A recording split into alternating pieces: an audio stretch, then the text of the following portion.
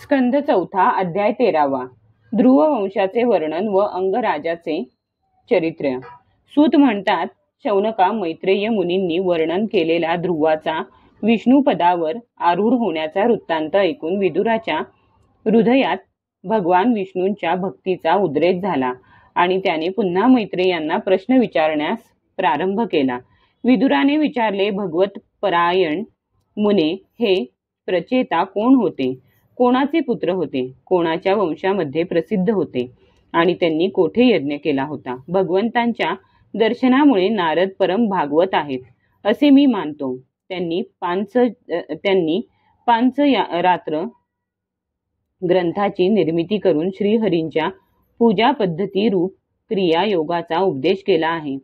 ज्यावेळी प्रचेतागण स्वधर्माचे आचरण करता करता भगवान यज्ञेश्वरांची आराधना करीत होते, त्यावेळी भक्तश्रेष्ठ नारदांनी ध्रुवाचे गुणगान केले होते. ब्रह्मन तेथे त्यांनी भगवंतांच्या ज्या ज्या लीला कथांचे वर्णन केले होते ते संपूर्ण मला ऐकवा. ते ऐकण्याची माझी इच्छा आहे. मैत्रेय म्हणाले, महाराज, ध्रुव वनात निघून गेल्यानंतर त्याचा पुत्र उत्कल याने आपल्या पित्याचे सार्वभौम वैभव आणि राजसिंहासन यांचा स्वीकार केला नाही. तो जन्मापासूनच शांतचित्त, आसक्तीशून्य आणि समदर्शी होता. तसेच तो संपूर्ण लोकांना आपल्या आत्म्यामध्ये आणि आपल्या आत्म्याला संपूर्ण लोकांमध्ये व्याप्त असल्याचे पाहत असे. त्याच्या अंतःकरणातील वासनारूप मळ अखंड योगाग्नीने भस्म झाला होता. म्हणून तो आपल्या आत्म्याला विशुद्ध ज्ञानरूप, आनंदमय आणि सर्वव्यापी पाहत होता. त्यावेळी तो स्वरूपात लीन झाल्यामुळे त्याला आपल्या आत्म्याहून वेगळे असे काहीच दिसत नव्हते.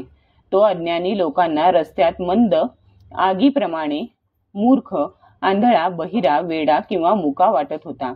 परंतु वास्तविक तो तसा नव्हता. म्हणून कुलातील ज्येष्ठांनी तसेच मंत्र्यांनी त्याला मूर्ख आणि वेडा समजून त्याचा लहान भाऊ भ्रमीपुत्र वत्सल याला राजा बनविले. वत्सराची प्रिय पत्नी स्वर्वीर्थी हिला पुष्पार्ण तग्मकेतू वत्सराची प्रिय पत्नी स्वर्वीर्थी हिला पुष्पार्ण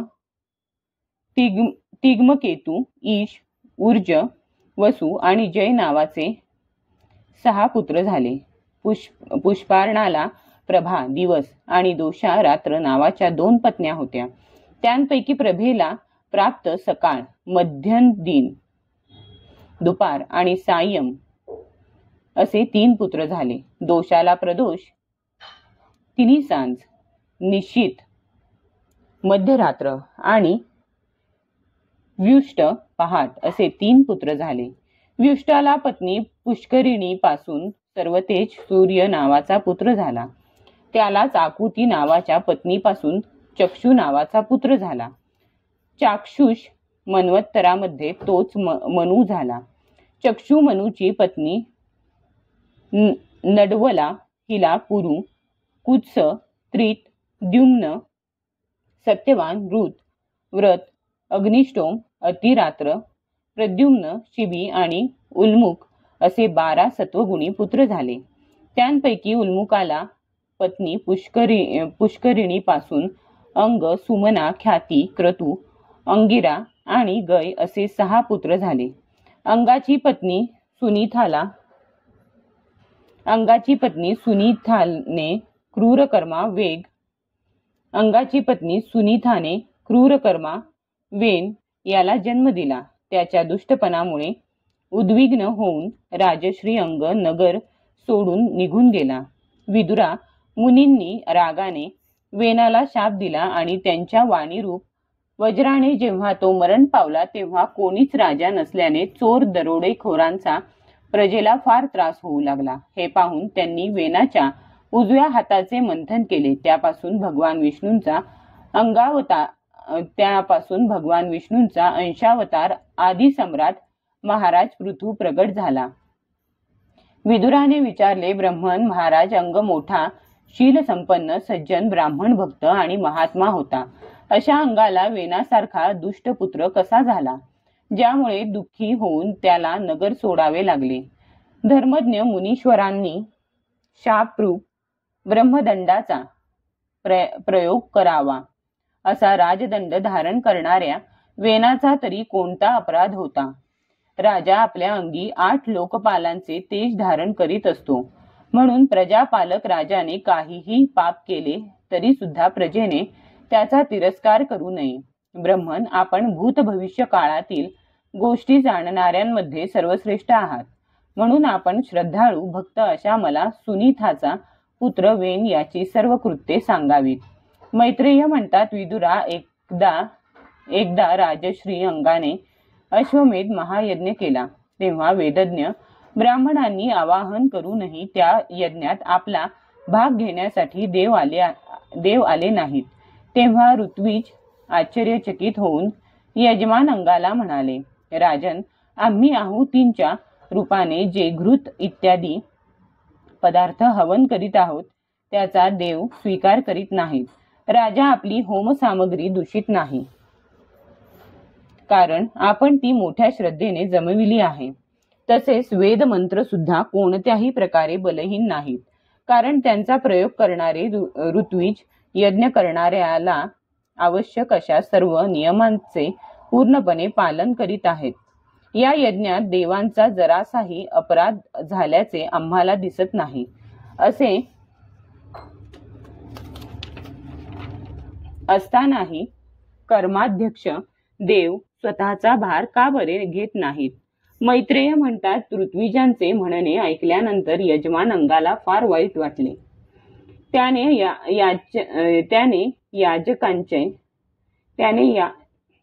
याजकांच्या संमतीने मौन सोडून सदस्यांना विचारले, सदस्य हो. त्याने याजकांच्या संमतीने मौन सोडून सदस्यांना विचारले, सदस्य हो, आवाहन करूनही देव यज्ञात का येत नाहीत आणि आहुती ग्रहण का करीत नाहीत? माझ्याकडून असा कोणता अपराध घडला आहे हे आपण सांगावे. सदस्य म्हणाले, राजन, या जन्मी आपल्याकडून कोणतेही पाप घडलेले नाही, पण पूर्वजन्मीचे काही पाप अवश्य असावे. त्यामुळे आपण सर्व गुण संपन्न असूनही निपुत्रिक आहात. आपले कल्याण असो. प्रथम आपण सुपुत्र होण्यासाठी काही उपाय करावा. आपण जर पुत्र कामनेच्या इच्छेने यज्ञ केला तर भगवान यज्ञेश्वर आपल्याला अवश्य पुत्र देतील. जर संतानासाठी साक्षात यज्ञपुरुष श्रीहरींना आवाहन केले तर देव आपणहून आपल्याला यज्ञभाग ग्रहण करतील. भक्त जी जी इच्छा करतो ती श्रीहरी त्याला देतात. त्यांची ज्या प्रकारे आराधना केली जाते त्याप्रमाणे उपासकाला फळ सुद्धा मिळते. असे सांगून राजा अंगाला पुत्रप्राप्ती होण्यासाठी ऋत्विजांनी शिपीविष्ट नामक श्री विष्णूंना पुरोडाश समर्पण केला. अग्नीमध्ये आहुती देताच अग्निकुंडातून सोन्याचा हार आणि शुभ्र वस्त्रांनी विभूषित एक पुरुष प्रगट झाला. त्याने एका सुवर्ण पात्रात सिद्ध झालेली खीर घेतलेली होती. उदारबुद्धी राजा अंगाने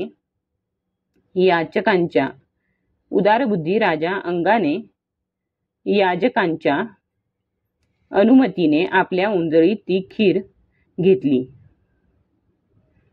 आणि स्वतः तिचा वास घेऊन आनंदाने आपल्या पत्नीला दिली. पुत्र नसलेल्या राणीने ती पुत्रप्रदायिनी खीर खाऊन आपल्या पतीच्या सहवासाने गर्भधारण केला. त्यामुळे यथासमय तिला एक पुत्र झाला. तो बालक बाल्यावस्थेपासूनच अधर्माच्या वंशात उत्पन्न झालेल्या आपल्या आजोबांच्या मृत्यूच्या वळणावर गेला होता. सुनीता मृत्यूचीच कन्या होती, म्हणून तोही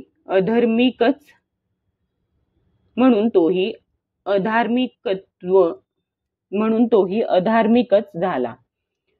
तो दुष्टपुत्र धनुष्यावर बाण चढवून वनात जात असे आणि व्याधाप्रमाणे बिचाऱ्या पशूंची हत्या करीत असे. त्याला पाहताच लोक वेन आला असे म्हणून ओरडत असत. तो असा क्रूर आणि निर्दयी होता की मैदानात खेळताना आपल्या बरोबरीच्या मुलांना तो पशूंप्रमाणे निर्दयपणे मारित असे. वेनाची अशी दुष्ट प्रवृत्ती पाहून महाराज अंगाने त्याला विविध प्रकारे सुधारण्याचा प्रयत्न केला, परंतु तो त्याला सन्मार्गावर आणू न शकल्याने त्याला फार दुःख झाले. तो मनात म्हणू लागला, ज्या गृहस्थांना पुत्र नाही त्यांनी निश्चितपणे पूर्वजन्मी श्रीहरींची आराधना केली असली पाहिजे. म्हणूनच त्यांना कुपुत्राच्या दुष्कृत्यांनी होणारे असह्य क्लेश सहन करावे लागत नाहीत. ज्याच्या करणीमुळे माता पित्याचे सर्व यश धुळीला मिळते, अधर्माचा भागीदार व्हावे लागते, सगळ्यांकडून विरोध सहन करावा लागतो, कधीही न संपणारी चिंता लागून राहते आणि घरही दुःखदायी होते, अशा आत्म्याचे मोहमय बंधन असणाऱ्या फक्त नावाच्या संतानासाठी कोणता शहाणा पुरुष लालचावेल? मी तर सुपुत्रापेक्षा कुपुत्रालाच चांगला समजतो, कारण सुपुत्राला सोडताना फार क्लेश होतात. कुपुत्र घराचा नरक बनवितो, म्हणून त्याच्यापासून सहजच सुटका होते. अशा प्रकारे विचार करता करता महाराज अंगाला रात्री झोप आली नाही. त्याचे चित्त घराला कंटाळले. तो मध्यरात्री उठला आणि गाढ झोपलेल्या वेनाच्या आईला सोडून कोणालाही कळू न देता ऐश्वर्याने भरलेल्या राजमहालातून बाहेर पडून वनात गेला. महाराज विरक्त होऊन घरातून निघून गेले. हे समजल्यानंतर सर्व प्रजाजन, पुरोहित, मंत्री सुहृदगण आदी अत्यंत शोकाकुल होऊन पृथ्वीवर सगळीकडे त्यांचा शोध घेऊ लागले. जसे योगाचे रहस्य न जाणणारे पुरुष आपल्या हृदयात लपलेल्या भगवंतांचा बाहेर शोध घेतात. हे विदुरा, जेव्हा त्यांना आपल्या स्वामींचा कोठेच शोध लागला नाही, तेव्हा ते निराश होऊन नगरात परतले आणि तेथे जे मुनिजन एकत्रित झाले होते त्यांनी प्रणाम करून अश्रू भरल्या नेत्रांनी महाराज न सापडल्याचा वृत्तांत सांगितला. अध्याय 13 समाप्त.